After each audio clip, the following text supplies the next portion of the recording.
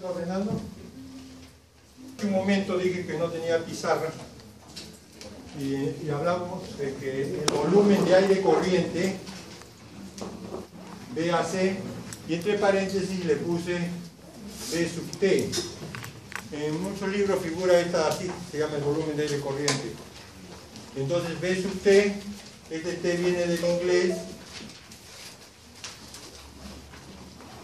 que significa marea, ¿no? Volumen tidal, entonces, bueno, como se escribe, ¿no?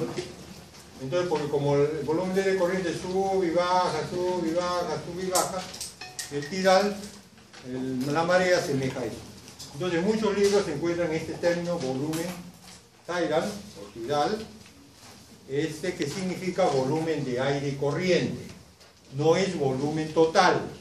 No es volumen total. ¿Por qué no te traes una carpeta? ¿No hay otra aula? ¿Otra aula abierta, no? No se puede sacar carpetas de esta aula. Sí, yo por donde me siento.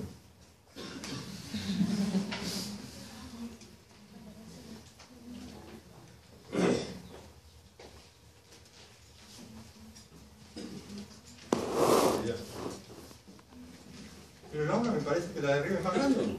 Igual, ¿no?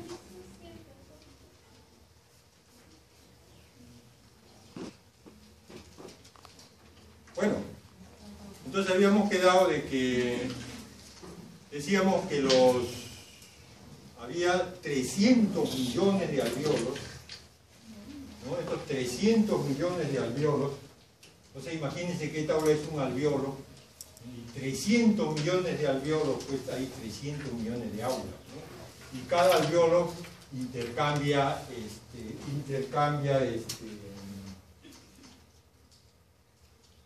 con la sangre intercambia gases. Si nosotros estiramos esos 300 millones de alvéolos, ocupa una superficie de 80 metros cuadrados. Muy bien, entonces nos queda un problema para describir en la parte mecánica, que es la purificación de aire. ¿Qué cosa es un aerosol? A ver, ¿qué cosa es un aerosol, Anita? Fuerte. Conjunto de partículas que permanecen en la atmósfera. Sigue. Son llevadas por el aire en un tiempo prolongado, estacionarios. Muy bien, hasta ahí nomás. Entonces son conjuntos de partículas que permanecen en la atmósfera. Son llevadas por el aire, pues paran por todos sitios, ¿no? Como el polen, por ejemplo. Y dependen de la estación. Ahí se viene el término estacionario, ¿no? ¿Sigue? Muchos contaminantes están bajo esta forma. Bajo esta forma de aerosol. Los contaminantes. El polen no es un contaminante en realidad. Depende cómo se tome, pues, ¿no? Porque el polen de las plantas, que ya se saben para qué es, pero en algunas personas producen alergia y es causa de asma. Es causa de asma. Entonces, para nosotros es un contaminante, pero para la naturaleza no, es un proceso, ¿no? ¿Sigue? El patrón de depósito en el pulmón depende del tamaño, así como su exhalación. Por ejemplo, solo alrededor del 30% de partículas de 0.5 micrómetros quedan atrapadas con una respiración normal, ¿no? Entonces depende de su tamaño. Vamos a ver de qué depende de su tamaño. Mire cuántos tipos tenemos aquí de contaminantes, ¿no? Y sus fuentes, ¿no? Tipos y sus fuentes. Bueno. Entonces, el primer método es de impactación. ¿Qué cosa es impactación? Pero miramos la figurita. Mire, la impactación significa para partículas grandes y se van a atrapar en la nasofaringe. ¿En qué va a consistir? A ver, Anita, sigue tú. Las partículas de mayor tamaño no siguen las curvas de las vías aéreas. De las curvas, no sigue. O sea, las vías aéreas tienen muchas curvas. Como son tan grandes, no pueden seguir las curvas. ¿Qué pasa? Chocan contra la superficie mucosa de la nariz, faringe y bifurcaciones. La superficie húmeda la atrapa y no es liberada. Las fosas nasales es eficaz para partículas mayores a 20 micrómetros y en 95% hasta las de 5 micrómetros. Muy bien. Entonces, ¿qué cosa es lo que tenemos que recordar? Que la impactación es un proceso para atrapar partículas grandes, ¿no? Y esto porque estas partículas grandes no pueden seguir la bifurcación. Nosotros tenemos, miren acá, vamos a revisar ahora qué cosa es sedimentación. A ver, sedimentación, sigue tú. partículas se depositan de acuerdo a su peso. Importantes en las que miden entre 1 a 5 micrómetros, medianas. Ocurren principalmente en los bronquiolos terminales y respiratorios. Creo que está claro. Partículas medianas, importantes en tamaño, y ocurren en los bronquios terminales y respiratorios. Ahí donde va a haber el segundo proceso, sedimentar. ¿Qué cosa es sedimentar? Que van a caer por su propio peso, ¿no? Que caen por su propio peso. Entonces tenemos acá sedimentación. Y vamos a tener la última etapa, que es el de difusión. A ver, señorita. Movimiento aleatorio por el continuo bombardeo de gases, importante en las que miden menos de 0,1 micrómetro. Ocurren principalmente desde los bronquiolos terminales hasta los alveolos. También puede suceder en las vías aéreas más grandes. ¿No? Entonces difusión va a ser un fenómeno en el cual las partículas pues, son tan pequeñas que están ahí como una mosca, por decirlo, ¿no? Que está para aquí, para allá, fastidiando, ahí dando vuelta la mosca, ¿no? Entonces vamos a tener eso. Aquí tenemos sedimentación. Bueno, aquí tenemos una gráfica donde miren la cantidad de depósitos que ocurren en determinados sitios de acuerdo al tamaño de las partículas. Esto tenemos aquí, miren estas zonas negras, que está aquí el depósito de alquitrán. Y eso es lo que ocurre en un pulmón de un fumador. Cuando ustedes ven, bueno, yo tuve esa oportunidad de cuando llevé patología, ¿no? Ver en una lámina al microscopio, donde se veía claramente un pulmón de una persona no fumadora y un fumador. La acumulación del alquitrán. Ustedes saben que, ojalá que ninguno de ustedes fume, ojalá. El problema, ¿por qué fumas? Porque tú quieres la nicotina, te interesa la nicotina. Pero tú al quemar un cigarrillo, no solamente absorbes nicotina pura, sino pasas todo lo que quema la hoja, quema el papel, quema todo. Y de ahí te queda la nicotina.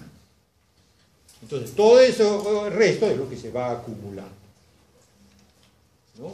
Entonces, en las vías aéreas, una de las principales causas de neoplasia es toda esta acumulación de este material.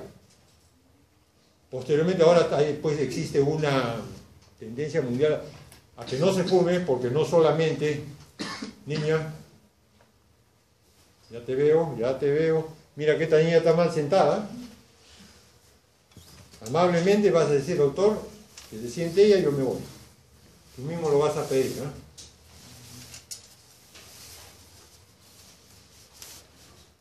Porque no solamente ahora la nicotina en sí produce daño en muchos sitios, ¿no? La nicotina en sí.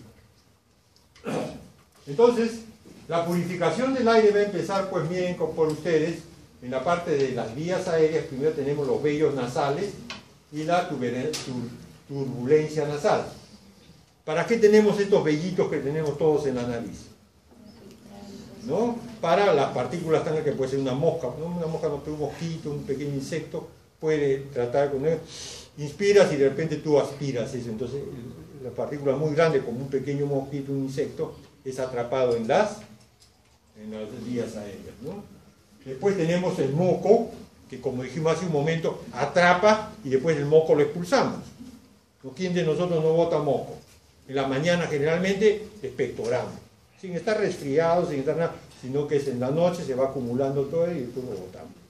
Y por último, macrófagos y leucocitos de acuerdo a la partícula que encontramos. Entonces aquí tenemos partir en la nasofaringe, los bronquios y en los alveolos. Aquí tenemos un sistema de cómo los cilios hacen migrar el moco, ¿no es cierto? Hacen con las partículas contaminantes. Muy bien, aquí tenemos que entrar a una parte muy importante de las vías aéreas. Las vías aéreas es un tubo, y todo tubo, cuando uno le quiere pasar un líquido o un gas, siempre ofrece resistencia. No sé si ustedes han tenido esta experiencia. Vamos a suponer que aquí tengamos una manguera de agua, está corriendo. Primero cerramos el caño, y usted agarra y pisa la manguera y la manguera tranquilamente se achata. Pero usted abre el grifo y está regando las plantas, y usted va a pisar la manguera y usted siente que la manguera no se deja presionar. Entonces ya está creando una resistencia. Y esa resistencia es inversamente proporcional al diámetro. Contra más pequeñito sea el tubo, más resistencia te ofrece. Contra más grande sea el tubo, menos resistencia. Lo mismo que yo sobre que tengo un tubo de este grosor, a que tengo un tubito así, que voy a tener más. Y eso es lo que pasa con nosotros. Nosotros, nuestras vías aéreas, normalmente producen una resistencia al paso del aire. ¿No? ¿Tú sientes la resistencia?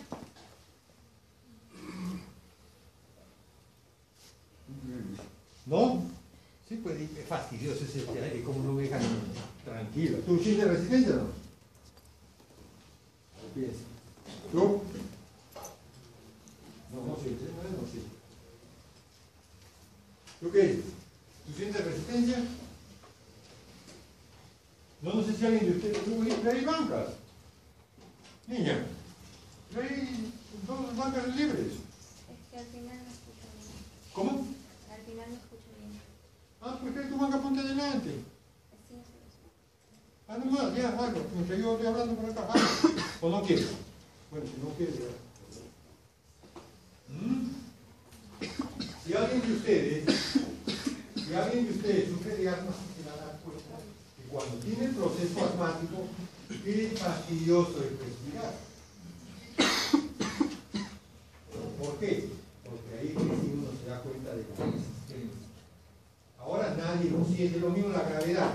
¿Tú sientes la gravedad? ¿Tú sientes los 160 milímetros de mercurio de la gravedad? No, sí, es pesado, se pone levantado. ¿Tú qué? Acuérdense cómo habíamos definido la gravedad. El peso de una columna de aire sobre una de las superficies de la Tierra. La misma. Miren una columna que pero nadie lo siente. Nadie siente ese peso. Ni siquiera cuando vamos a la altura, a que hay menos gravedad, a que hay más ligero. Entonces, muy bien. Entonces, la resistencia va a ser esta. Miren que aquí tenemos varios factores, el cual ocasiona normalmente resistencia a la corriente de empleo. Ramificación irregular no es dicotómica ni simétrica. Claro, miren, usted arranca de aquí arriba que dice heterogénea. Mira, la tráquea tiene 18 milímetros de diámetro. 18 milímetros de diámetro.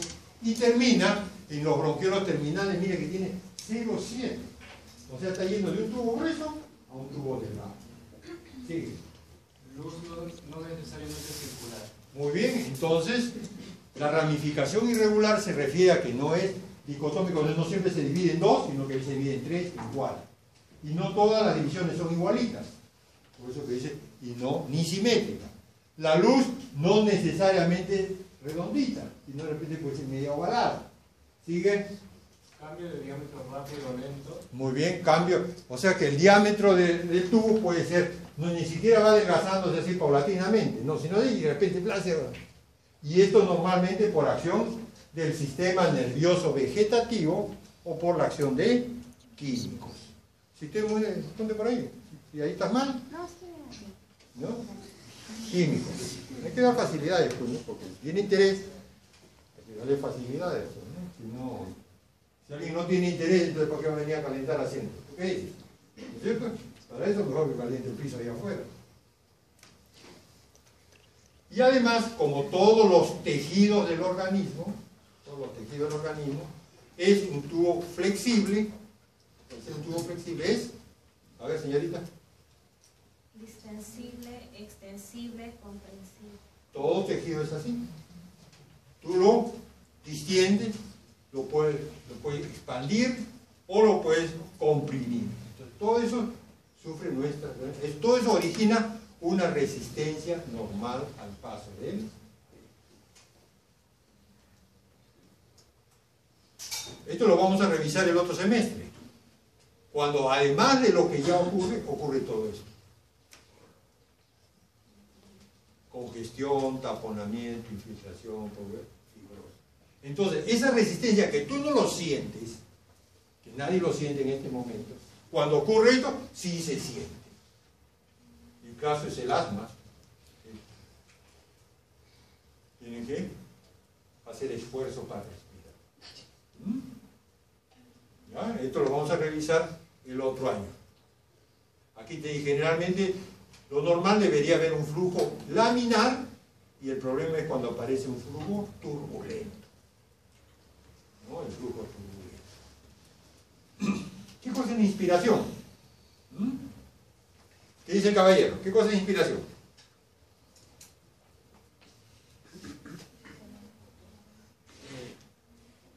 No sabe. No me diga que no sabe, te pase, pues ya. A ver, ¿dónde está el compañero que me dijo de ventilación? Creo que fuiste tú. El de que nosotros ventilamos y no respiramos. Muy bien, ¿qué cosa es inspiración? Es un proceso que consiste en el ingreso de aire. ¿Ingresas el aire? Qué difícil. Ingresar aire, inspira. Tú me inspiras confianza. ¿Qué significa? Que respiro tu confianza. ¿Ah? ¿Tú respiras confianza? Sí. Y lo contrario puede decir, tú me inspiras confianza. Si inspirar confianza significa una cosa, si no tiene cosa, tú me inspiras confianza. ¿Ah? ¿Está bien o no? Estamos mejorando el español. Entonces este proceso, pero permítanme un ratito, ¿alguien me puede traer esa silla, por favor? Te voy a agradecer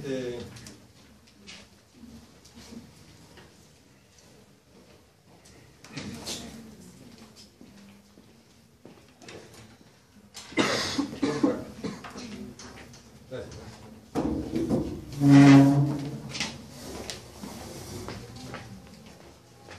Este proceso de ingreso de aire, miren ustedes, a ver señorita Chomba Roja, lea. Sí. Fuerte, fuerte para que escuche al último. Ahí hay una niña que me parece que está haciendo otra cosa, la del fondo, esa que está haciendo otra cosa. Lee, fuerte. Siempre es activa contracción muscular. Muy bien. Entonces, ¿qué significa que la inspiración es un proceso activo? ¿Qué significa que es activo? Que tiene que haber contracción muscular. Si no hay contracción muscular, no hay inspiración. Sigue. Principal músculo, diafragma. Diafragma. El principal músculo de la inspiración es el diafragma. Sigue. Inervado por el nervio frénico.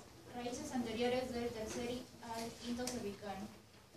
Reestira la parte central. Creo que aquí tenemos un ejemplo. Esto es cuando se contrae el diafragma, está así, que es una curva, una cúpula. Cuando inspiras, mira, reestira la parte central. A esto se refiere. Reestira la parte central. Eso hace el diafragma. Ajá. Entonces, ¿qué cosa sigue? Aumenta la altura del tórax hacia abajo.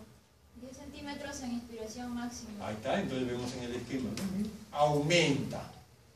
Casi 10 centímetros. Ahí está. En una inspiración máxima, ¿no? Cuando hago esto, ustedes también, más o menos, la curva que estaba haciendo así, se hace más plana, y es más o menos como está aumentado, 10 centímetros.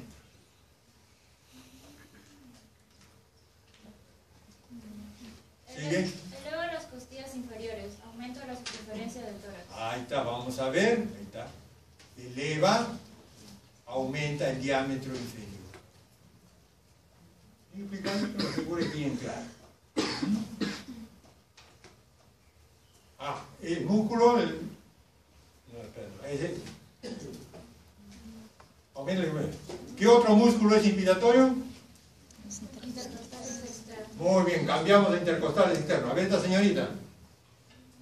Inervación del 1 al 10 del primer Intercostales externos. Están inervados. del primer al décimo nervio intercostal. Muy bien. Eleva el extremo anterior de las costillas. Aumenta el diámetro Antes o posterior. A ver un ratito. Entonces imagínense así que mis costillas están así. Yo inspiro. ¿Qué van a hacer los intercostales externos? Levantan la costilla. levantan las costillas. Elevan las costillas, el extremo anterior de las costillas. Entonces, ¿qué cosa aumenta? Miren el diámetro que tengo de aquí a acá. Si esto se aumenta, miren cuánto aumenta un poco más el diámetro antero-posterior. ¿Muy bien? En reposo, ¿qué pasa en los varones? ¿Sí sigue tú? En varones se contrae del quinto al noveno el... Muy bien, entonces nosotros los varones, los que estamos acá, en reposo, además del movimiento diafragmático, que es el principal, también nos ayudamos con los intercostales del quinto al noveno. Nos ayudamos del quinto al noveno. Las damas no. Las damas suficientes con el diafragma en reposo. Ahí ya están nivelando, ya están nivelando. ¿Ah? Pero también necesitamos músculos accesorios. De repente los músculos accesorios los vamos a necesitar cuando estamos corriendo. ¿No? Cuando un paciente o una persona que tiene un acceso de asma bronquial necesita de los accesorios porque es insuficiente el diafragma y los intercostales. ¿Cuáles son esos músculos accesorios? A ver, tú que estás ahí, tú. Lee, párate y lee. El jovencito que está ahí cabeceando. No me diga que no sabe leer. No, para matricularte en el colegio este que está aquí enfrente, pega de alegría. Aumentan el tamaño del tórax. Aumentan el tamaño del tórax. O sea, seguimos. Para la inspiración tiene que aumentar el tamaño del tórax. Ya sea de arriba abajo o de adelante atrás. Algo tiene que suceder. Siga. Tiene como eje la columna vertebral. Siempre la columna vertebral como eje. Sigue. Funcionan si el máximo volumen ventilatorio es de 50 a 100 litros por minuto. Muy bien. No te pares, no te sientes, por favor. Hace un momento tu compañero decía que nosotros ventilamos, ¿es cierto? ¿Sí? Aquí está hablando cuando el máximo volumen ventilatorio es de 50 a 100 litros. Vamos a suponer que tú te estás preparando para correr 100 metros planos o 200 o 400, ¿no? Con la respiración, con la ventilación que tienes en este momento no puedes. ¿Cuánto ventilas tú en este momento? Al minuto. ¿Cuántos litros crees que bebes? En la clase anterior dijimos que cada vez que tú respiras es 500. ¿Cuántas veces respirarás al minuto? 12 veces. 500 por 12, ¿cuánto es? 6 litros. O sea, ahora en reposo, más o menos los varones, 5 litros y medio, 6 litros, y las chicas un poco menos. ¿Tú alguna vez has tenido que correr para tomar un bus? ¿No? Mínimo. ¿Te ha correteado un perro? Sí. ¿La policía? No. ¿El serenazgo? Tampoco. El serenazgo sí lo ha correteado. Y obviamente cuando ha corrido para el bus y cuando subimos al bus, ¿qué pasa? De acuerdo a la intensidad de tu ejercicio, necesitas más aire, tu ventilación va a aumentar. Pues bueno, hay ejercicios donde tú puedes llegar a respirar, mire, 50 a 100 litros por minuto. En ese momento vas a necesitar estos músculos accesorios. ¿Cuáles son? Lee. Galenos, esternocleidomastoideos, cervicales posteriores, trapecio, dorsal ancho. Muy bien. ¿Son todos qué músculos son estos? Son todos aquellos que teniendo como eje la columna vertebral levantan el tórax. Esa es la idea. Esos son los accesorios. Escaleno, esternocleidomastoideo, todos los músculos de la espalda. ¿Cómo te llamas? Luis. Luis, sigue ayudando. El otro grupo que está es... Disminuyen la resistencia del flujo aéreo. Ajá, aquellos que disminuyen la resistencia al flujo. ¿Cómo podemos hacer para disminuir, Luis, la resistencia al flujo aéreo? Si cuando se cierra el bronquio, ¿qué pasa con la resistencia? ¿Aumenta o disminuye? Aumenta. ¿Qué tendrías que hacer para que disminuya? Ampliarlo. No sé si ustedes han apreciado este fenómeno, ¿no? Si alguien que está, por ejemplo, alguien sube corriendo, no me voy a poner para aquí, me quedo. Entonces usted lo ve que si realmente está cansado, la nariz se abre, cada vez que inspira se abre. Cada vez que inspira se abre. Eso se llama, normalmente se llama huélfago o huelfago. Y eso es lo que está sucediendo con esto que el elevador del ala de la nariz hace esto para disminuir la entrada por las fosas nasales. Y este resto de músculos que todos están aquí tratan de dilatar las vías aéreas para que entre mayor cantidad de aire. O sea, disminuir ¿qué tiene que disminuir? La resistencia. La resistencia. Si disminuye la resistencia, el flujo del aire va a ser más fácil o difícil. Más fácil. Si disminuye la resistencia, más fácil. Si disminuye el diámetro, la resistencia aumenta, más dificultad. ¿De acuerdo? Entonces no se olviden la relación inversa entre la luz tubular y la resistencia. Luz tubular y resistencia. Muy bien, entonces, ahora vamos a pasar a esto. Ahí está, aquí está, ¿ven? Lo que hacen los intercostales. Los intercostales, ¿sí? En el momento que hacen, levantan la costilla. Al levantar la costilla, aumentan el diámetro antero-posterior. Y siempre teniendo como eje la columna vertebral. Siempre como base la columna vertebral. Miren, aquí tenemos un pulmón al final de la respiración forzada. Que es el final. La fotografía. ¿Tiene su pulmón de ¡clic! Ahí está. Final de inspiración forzada. Y aquí tenemos el pulmón de aquí y acá. ¿En cuánto de aire aumenta?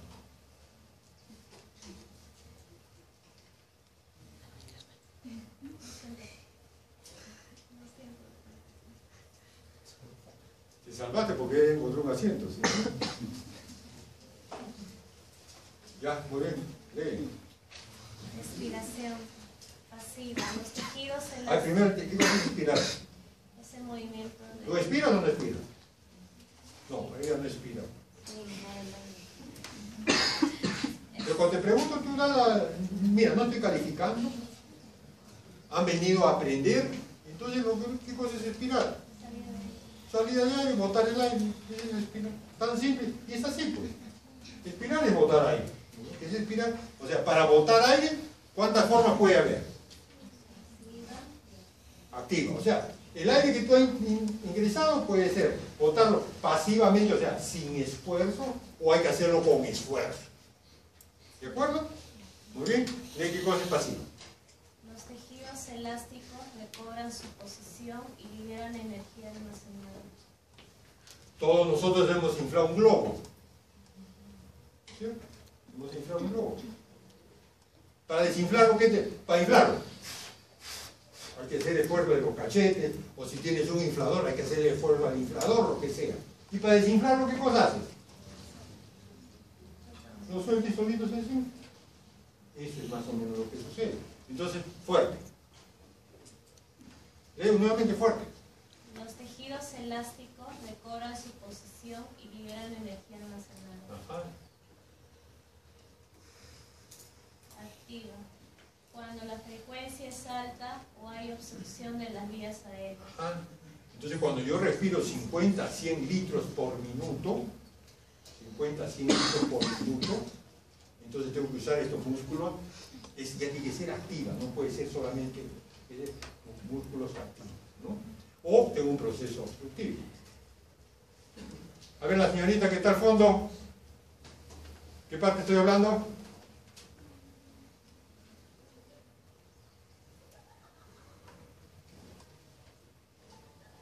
La próxima vez te pregunto y te vas. No me respondes y te vas. ¿De acuerdo? Porque tú estás haciendo otra cosa. Si has venido a rellenar, a mí no me gustan rellenos. ¿De acuerdo? Te voy a preguntar en otro momento. No me respondes y sales.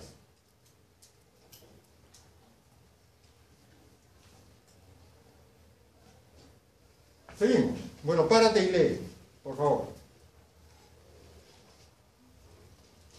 ¿Sí? Tú de fondo. Lee esto.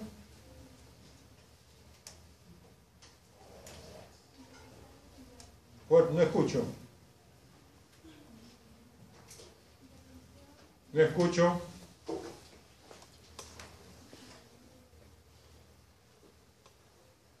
Ya, ven, lee acá.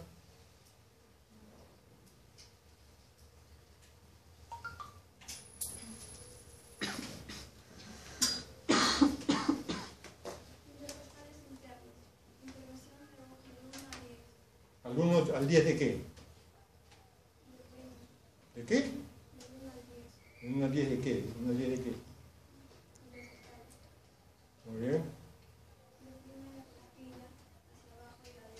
¿No? Entonces los intercostales externos, los externos hacían ¿qué cosa? Levantaban, los intercostales internos deprimen. Eso hacen lo contrario. ¿Sigue?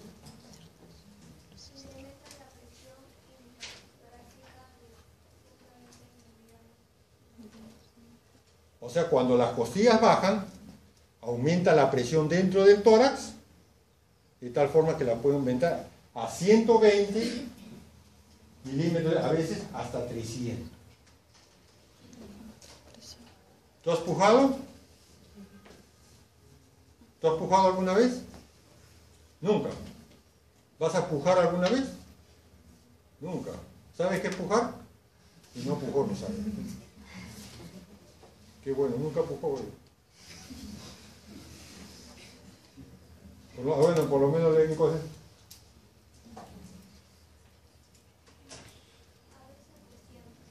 No escucho.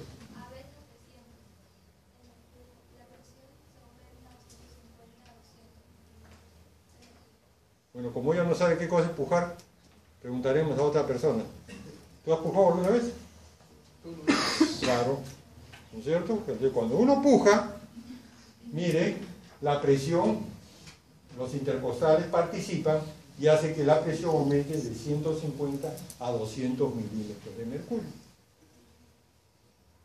Eso hacen los intercostales externos que forman parte de la expiración. Entonces, la expiración, la forma de expiración, ¿cuántas formas de expiración tenemos? 2. ¿Cuáles? Pues déjale, que además que ni escucho lo que habla. Es tan delicada que... Pues, todo delicadito es ella, por eso que atrás, ¿qué están haciendo? Entonces tienen examen. Entonces viene a rellenar el asiento, está estudiando otra cosa, y cuando pone, presente. Si yo tengo un año más de edad que ustedes, pero enseñando, pues ya tengo como 35 años. ¿No? Ya sé pues todas las mañas que... Yo también he sido alumno, ¿no? De repente yo también hacía las mismas. ¿No? Entonces, cuando uno puja, ¿no? Lo hace por cuando a veces estás estreñido y tienes que defecar. ¿No? Mañana más tarde las damas, cuando van a dar a luz por vía vaginal, ¿no? Tienen el médico le dice, puje, ¿no? Entonces, la inspiración puede ser de dos tipos, decíamos, ¿no? Pasiva, como por ejemplo en este momento, ¿no? Inspiro, y para expirar no necesito contraer nada, solamente el globo que se infló, ahora se está desinflando, eso es pasiva. Y si estuviera corriendo, ¿no? Ahí sí tengo que funcionar los músculos expiratorios para que sea activo. Muy bien, siéntate, ya sabes que te voy a preguntar en otro momento, ¿ah? Ahora, si quieres, trae tu carpeta para aquí adelante, para que no tengas problemas. Ahora, si quieres irte rápido, avísame. ¿Cuáles son los otros músculos expiratorios forzados? A ver, todos, hagamos una expiración forzada. A ver, ¿qué músculo se ha puesto duro? Se ponen duros, se han contraído. Abdomen. Los músculos abdominales. ¿Y qué cosas hacen los músculos abdominales? Al contraerse los músculos abdominales, entonces todo lo que tenemos dentro del abdomen, que ustedes saben, intestino, estómago, el hígado, todo se comprime y tiene por algún sitio salir. Eso tiene que aplastar a algún sitio. Entonces, como si yo metiera la mano en el diafragma, ¿no? Por acá, y te levantara, perdón, en el abdomen, y te levantara el diafragma. para comprimir, porque el diafragma solamente se estira, no se hace más así, no se hace. Vamos a hacer un esquemita. Entonces el diafragma normalmente es así. Muy bien. Inspiro. Hace un momento vimos el ejemplo, se hace más plano. Pero por voluntad propia, nunca se hace así. Esto no existe. No existe. Y para poder botar el aire que está aquí arriba, tiene que suceder eso. ¿Cómo lo hacemos? Como ya te digo, que todo lo que está aquí abajo, comprimirlo para que lo empuje esto hacia arriba. Eso es lo que hacen los músculos abdominales. Aquí está, y está todos los músculos abdominales cómo funcionan. ¿De acuerdo? Comprimen las vísceras abdominales, deprimen la última costilla, etcétera, y actúan en qué momento. Entonces, la expiración puede ser pasiva o puede ser activa. Y aquí tenemos, ¿ven? Ahí también. La expiración, ¿qué cosa es? Pasivo, miren ustedes, ¿ven? El diafragma va a subir en forma pasiva, empujada. Al comprimir la vena, también miren el abdomen cómo se protruye. Y activo lo siguiente, ¿no? Lo que está con flechas enteras. Bueno, aquí tienen la posición de los músculos intercostales internos y aquí los otros. Aquí tengo que corregirlo porque en el Guyton este estaba mal. Y el esquema de Netter, que siempre son más bonitos y tienen más o menos. Ajá. Vamos a ver qué cosa es esto. Vamos a entender, a ver, qué cosa es ventilación a esta presión. ¿Cómo respiramos nosotros? Aquí esa presión negativa. ¿Qué significa eso? Ventilación a presión negativa. Y si existe una negativa, significa a presión positiva. Vamos a empezar por el positivo. ¿Cómo cree que sería ventilación a presión positiva? De repente alguien de ustedes ha tenido oportunidad de hacer una reanimación cardiopulmonar de alguien que no respira, ¿no? O ha hecho práctica de resucitación cardiopulmonar. ¿Y qué cosa es lo que tienen que hacer para que respire? A un sujeto que no lo hace, ¿no? Lo tienes que echar, le levantas el cuello y te le extiendes el cuello, le abres la boca, lo tapas y lo inflas como si fuera un globo, ¿o no? Después lo sopla. Y después deja que solito salga el aire. ¿Otra vez? En este momento, ¿a alguien de nosotros nos está sucediendo esto? ¿No? No sé. No sé si a alguien de ustedes le gusta practicar buceo submarino, por ejemplo, o subacuático en línea general, y le gusta ver pues los arrecifes y todo eso, y entra con un aparato debajo del mar a apreciar, a fotografiar lo que quiera, y entra todo esto. ¿Para qué entra? ¿Por qué entra con todo eso? ¿No? Entonces, vamos a empezar, si ya me entendieron esta figura, vamos a empezar a describir nosotros qué cosa es lo que sucede. En esta figura que habla, miren ustedes, en el momento que inspira, inspiración dice aquí abajo, como estamos viendo, se reestira el diafragma, ya lo vimos. Entonces, al reestirarse el diafragma, queda aquí una presión inferior a la atmosférica. El autor le ha puesto menos. Le ha puesto menos. Entonces, si la presión de aquí es mayor que la de aquí, ¿qué sucede? El aire ingresa.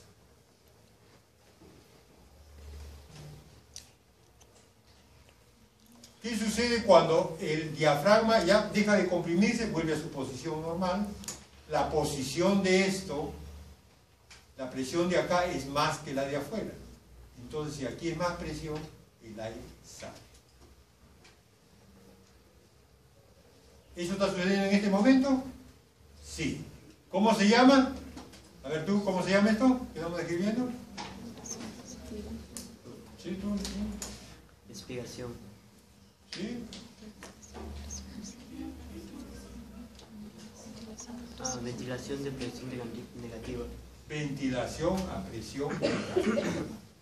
O sea, nosotros en este momento estamos respirando a presión negativa.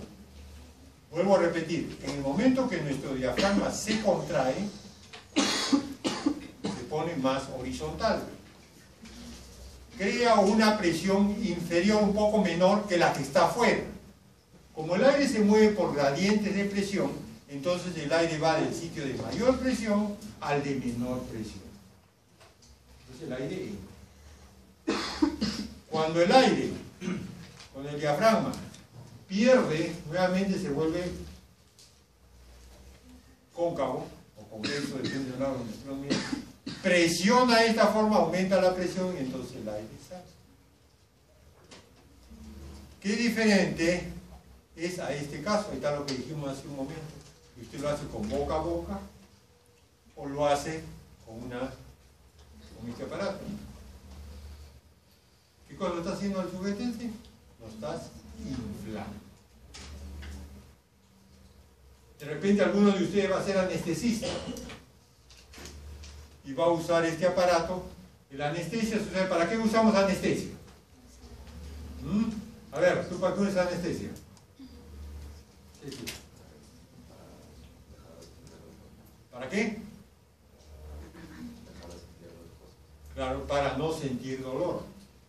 La anestesia en la base es que a ti te corten, muchos de ustedes van a ser cirujanos, vas a cortar muchos sitios y que no lo siente el paciente. No te vas a ser cirujano. No sabes todavía. Entonces, vas a necesitar que la anestesia. Pero uno de los efectos negativos de la anestesia es que te para el centro respiratorio. Entonces, el médico anestesista, ¿qué cosa hace? Pone un tubo endotraqueal y lo conecta a esta máquina que lo infla y desinfla al paciente. Infla y desinfla, como si estuviera respirando. Entonces, eso se llama ventilación a presión positiva. Ventilación a presión positiva. Y aquí tenemos 3 casos claros. Y muy diferente a esto que está acá, que es a presión negativa.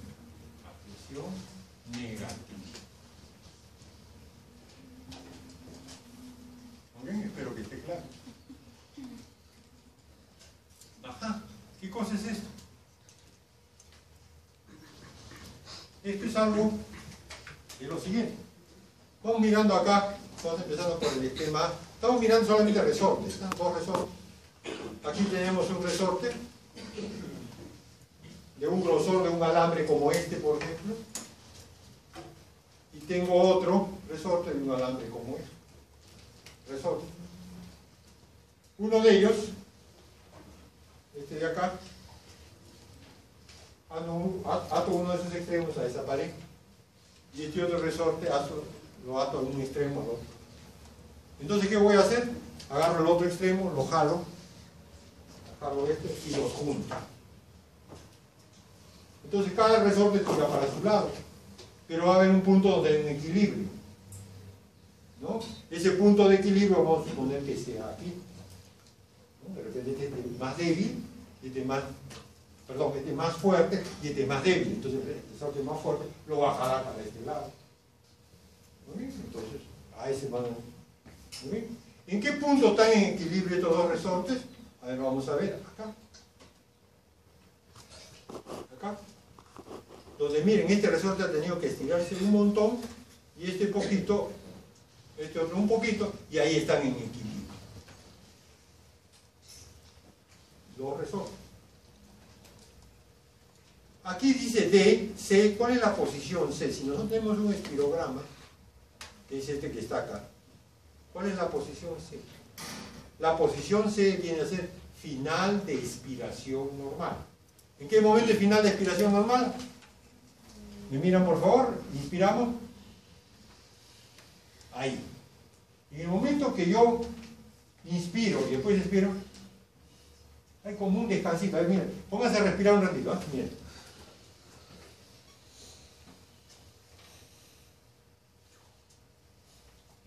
Ustedes inspiran e inmediatamente botan. Y una vez que botar para arrancar la inspiración, descansan un poquito.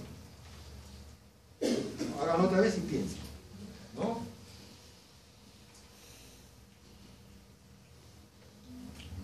Se descansa. En este momento en que tú descansas, es donde los resortes, el resorte torácico que está acá, el resorte pulmonar P y el resorte torácico están en equilibrio acá. Los dos están en equilibrio. Es cuando yo jalé estos dos resortes, los uní acá, y aquí están en equilibrio, entre el resorte pulmonar y el resorte torácico. ¿En qué momento es equilibrio? Cuando mi respiración da al final de una expiración normal o de reposo. Ahí está en equilibrio. Muy bien. ¿Qué cosa pasa cuando yo inspiro? Inspiro. Hasta que no, ya queda acá. Inspiración normal, miren. ¿Qué ha pasado con los resortes? El resorte pulmonar se ha estirado más. Antes el verde estaba hasta aquí nomás, ahora se ha estirado más. Y el otro está normal. No está ni estirado ni comprimido. Ajá. Decido inspirar más. Inspiración forzada. Posición E. Posición E. Miren el pulmonar cuánto se estira. Y el torácico se ha comprimido. El color de las flechas no está indicado. Después, ¿qué hago? Boto todo el aire que puedo. Posición B. El pulmonar está algo estirado. Y el torácico está bien estirado.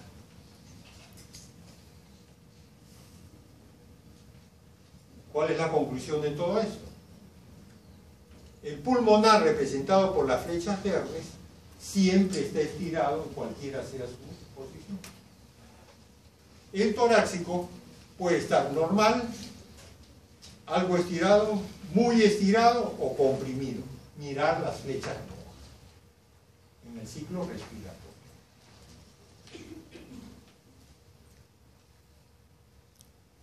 Y esta posición puede darse, aunque esto no es patología, pero para que vean la importancia de esto. Vamos a suponer que esta es la pleura parietal. La pintura de este lado, la pleura, o si quieren la pizarra es de la pleura parietal. Mi camisa es la pleura visceral. Ustedes saben que entre los dos hay un espacio virtual, ¿no? Entonces, mi camisa está pegada aquí al dedo y entre los dos hay un espacio virtual. ¿Qué pasa si en algún momento, por ejemplo, que usted tiene un accidente y este espacio virtual se conecta con la atmosférico, con la atmósfera? Entonces el aire inmediatamente se mete a ese espacio, lo hace real, se llena de aire y de virtual pasa a ser real. Entonces, ¿qué pasa con los dos resortes que estaban unidos así? Ocurre lo que está acá. El pulmón se colapsa, así se llama, colapso pulmonar. Y el tórax, ese al lado, se abomba. Se abomba. Obviamente deja de funcionar. Solamente te funciona el otro lado. Solamente te funciona el otro lado. ¿Eso sucede? Sí sucede. Puede suceder en un accidente de tránsito, puede ser en un asalto, por ejemplo, bueno, ahora ya no asaltan así, pero en mi época asaltaban así de esta forma, ¿no? No eran tan avisados como ahora, ¿no? Agarraban un alambre, le doblaban la punta y le sacaban filo a esa punta. Y entonces agarraban y te amenazaban, ¿no? Agarraban y te amenazaban. Para que le entregues la cartera, lo que tengas, el celular. Bueno, en ese tiempo no había celulares. Entonces tú te ponías muy bravo. Entonces, ¿qué hacían? Te introducían este aparatito aquí entre las costillas. Bueno, de repente este entra bien. Tiene su nombre, que no me acuerdo en este nombre. Entra, pero al salir desgarra porque es como un anzuelo. Y entonces hace que la atmósfera se ponga, al hacer un hueco, ya el aire entra por ahí, el espacio exterior. Y obviamente en ese momento, ¿es tuyo, no? Sí, es tuyo.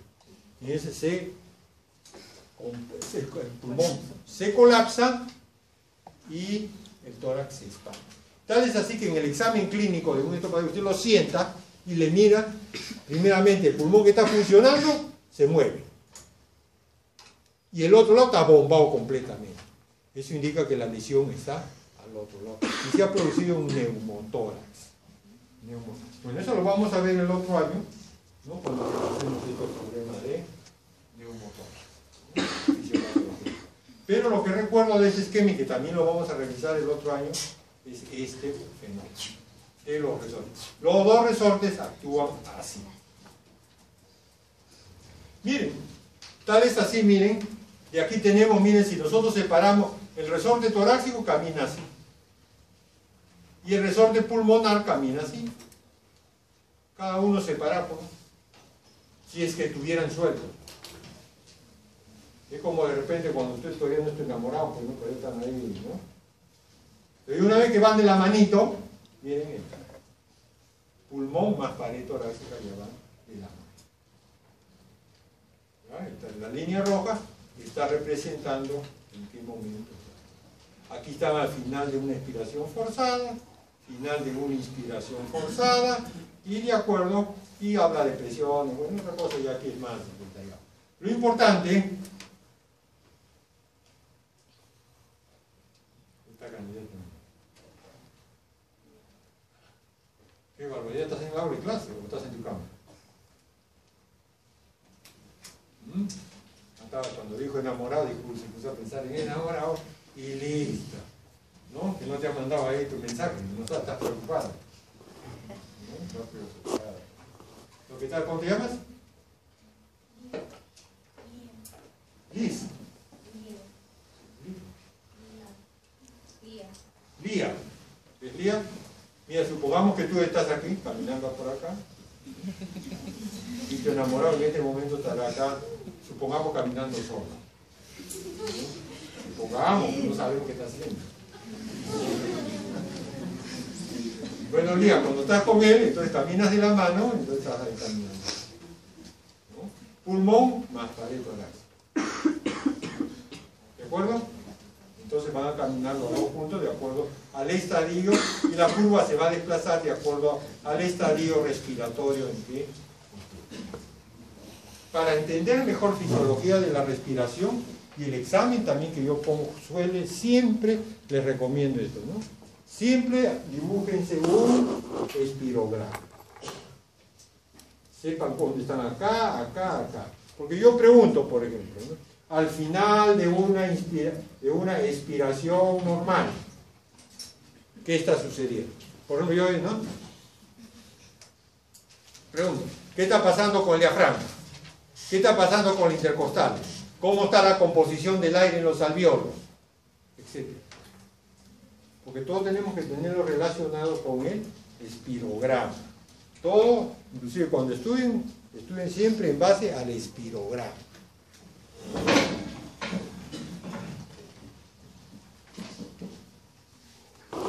Entonces aquí venimos y hemos hablado de elasticidad, esto, entonces venimos a hablar de elasticidad. A ver, Lía.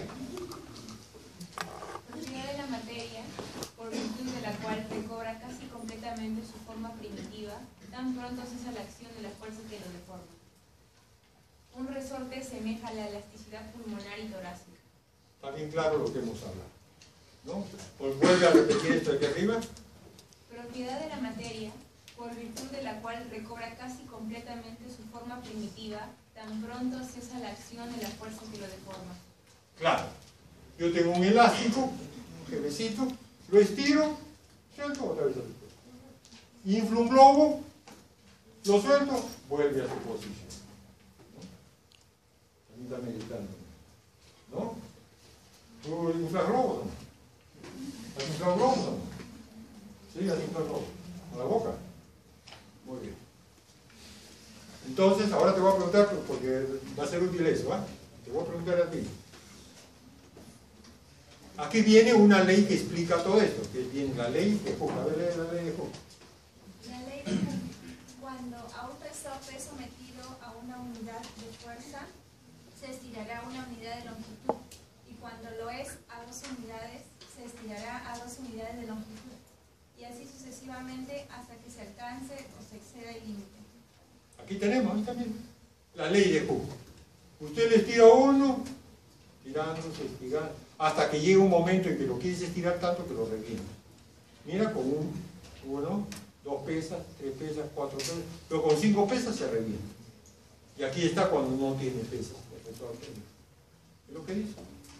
Entonces tenemos acá que se grafica, mira, distancia o volumen en este lado y a la fuerza con la que nosotros estamos usando para estirar. Elasticidad, ¿no? Entonces, ¿qué cosa? Elasticidad. A ver, vamos a ver. Otro que quiera leer. Me parece que... a ver, lee tú. La oblicuidad de la línea que registra la presión. Ahí está, un rato volvemos acá. La oblicuidad de esta línea. Mira, por favor, déjenme recordar esto. ¿Sigue? En oposición al volumen, sirve para medir la rigidez de los resortes o la distensibilidad de los pulmones o tórax. Cuando dicha línea se acerca a la vertical, es más distensible y si lo hace a la horizontal, más rígidos serán. A ver, entonces cuando la línea se acerca a la vertical es más distensible. O sea, si esta línea es más vertical, quiere decir que es más distensible. Y cuando es más horizontal, se dice que es más rígido. A ver, la señorita de fondo. ¿En qué posición es más rígido o más distensible?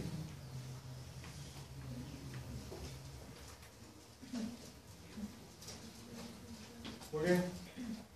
No te molestes, pero te vas. Muévete. Muévete. Entonces, acordémonos de esto. La inclinación de esto nos dice más distensible. Y aquí hay más rígido. A ver, si nos comparamos ustedes conmigo. Ustedes, ¿su línea va a ser más vertical o más horizontal? Más horizontal. ¿Tú qué dices? ¿Más horizontal o más vertical? A ver, tú conmigo, tu pulmón. ¿Tu pulmón es más distensible o más rígido que el mío? ¿Más distensible? No, más rígido. Más rígido, ¿no? Muy bien. ¿Qué dices tú? ¿También tu pulmón es más rígido o más distensible? Ah, ya al contrario. Es más distensible. ¿Ah? ¿Qué dice el caballero? Distensible, ¿no? ¿Y tú qué dices? Claro. Acuérdense que con el tiempo pasa, se hace más rígido. Los años te hacen más rígido. Ustedes tienden a ser más vertical y a medida que pasan los años van a ser más horizontales. Entonces vamos a tener esto, que la oblicuidad nos va a dar esto, ¿no? ¿Cómo se llama este efecto? A ver, esta señorita que tiene el tío, dice que tú eres tío. El tío. Fuerte. Este efecto se llama adaptabilidad de los tejidos y es un cambio de volumen por unidad de cambio en la presión. Es estática y en litros por centímetros de agua. Bueno, esto se llama adaptabilidad. Esto define adaptabilidad. Pero simplemente para recordar, ¿qué pulmón es? ¿Qué tejido es más adaptable? ¿El tejido joven de ustedes o el tejido mío que ya tiene más tiempo? Mejor es más adaptable. Entonces, la adaptabilidad se va a dar en esta posición. ¿Verdad? Aquí tenemos, ahí está. Aquí tenemos, miren, un esquema muy sencillo. Estos son dos tubos de tubito de plástico. Aquí tiene forma de T, le ponemos 3 valvulitas. Y abajo hemos puesto 2 globos